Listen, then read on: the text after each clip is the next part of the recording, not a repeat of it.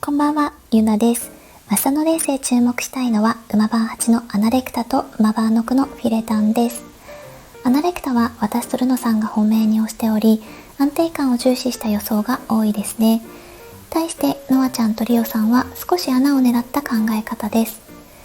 フィレタンはリュカさんが本命、私やセラさん、ルノさんは対抗に挙げていて、バランスの良さと展開を見据えた予想です。